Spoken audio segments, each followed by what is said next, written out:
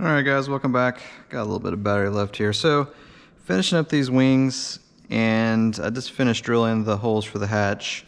I actually using their screws. They got these little silver kind of taper head screws. And you can actually take a larger drill bit and kind of run it into the hatch and make it kind of sit flush if you want. I'm not really going to do that this time around.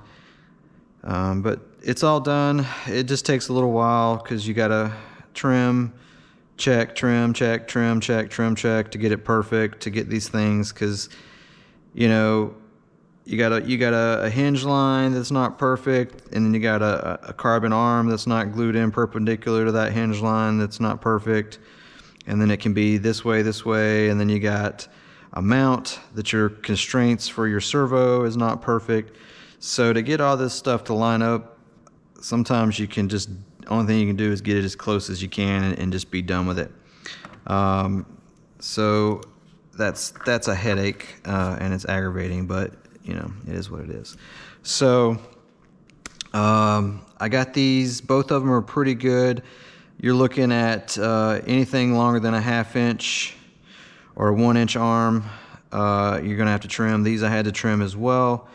Not so much the bottom side, but it will hit the bottom if it's too long, but it was mainly the top. So when these things will actually go past center. So like that's past center. The leading edge flap is actually up now, kind of going up a little bit.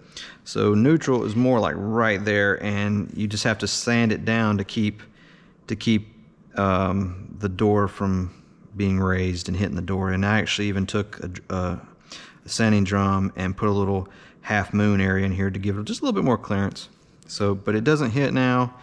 4 screws that are tapered.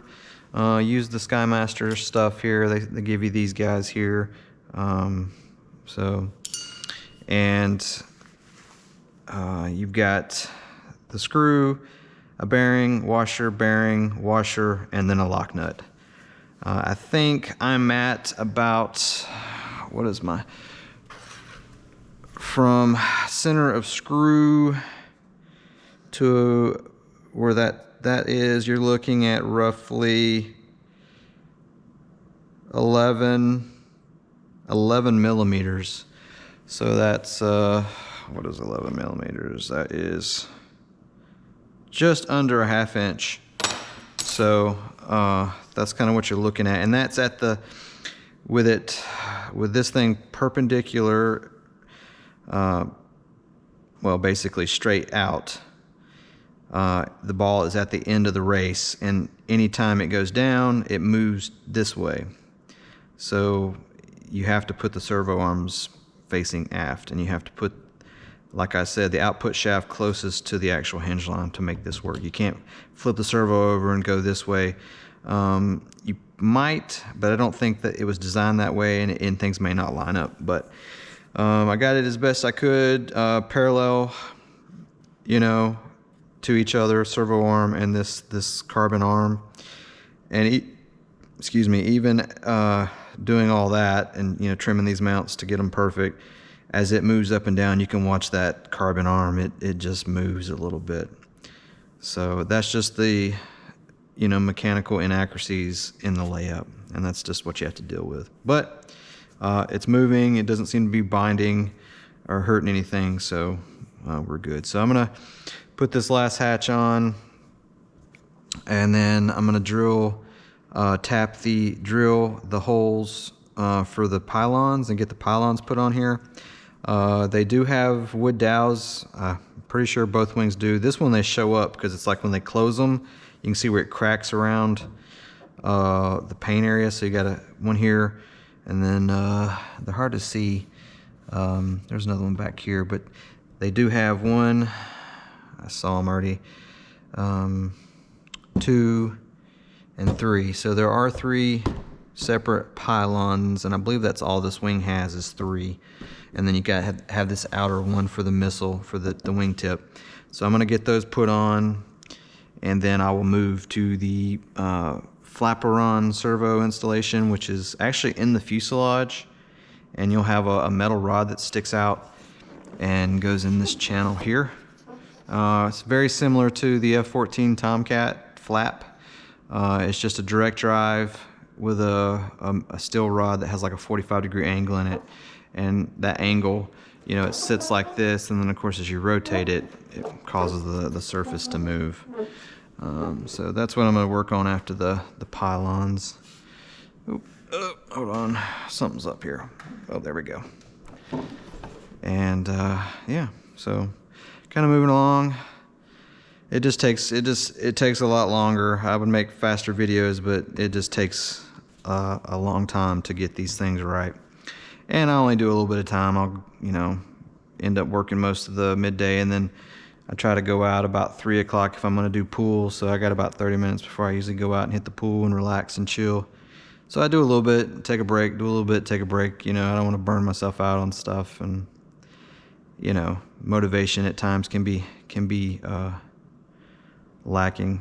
I got to get back flying. I've been really wanting to get back in the air flying real stuff. So I think next month I'm gonna go get a flight physical and then go do a flight review and get current again, and you know, just put around the sky a little bit, keep my sanity, keep me somewhat proficient until I can get my own airplane, which I will someday. They're just so damn expensive, and you know, it takes a commitment, and you got to be able to focus on it. And right now I just have a lot of, you know, a lot of stokes in the fire.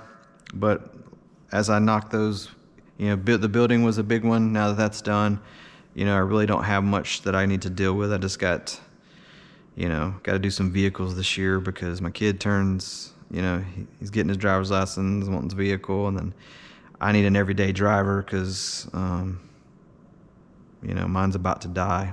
So I'll get there. Gotta have goals. I just miss flying. I just gotta get back flying.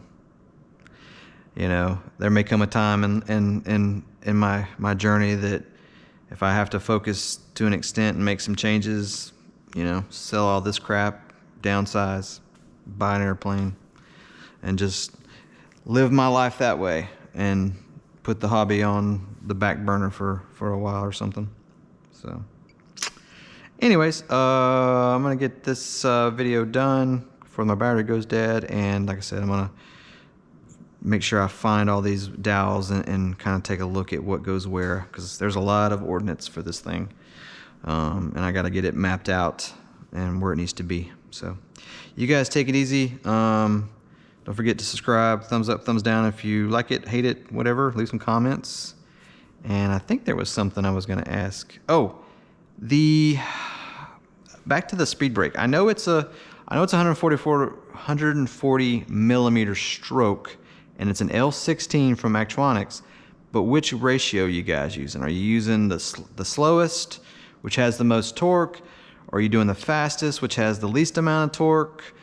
Doing the mid, because there's like 3 ratios, and you know, they're basically the higher the torque, the slower the servo. So let me know if anybody's built one of these that has the actual gear ratio that's being used. I'm assuming, based off what I've seen, it kind of almost looks like it's the faster one, but I don't know. So let me know.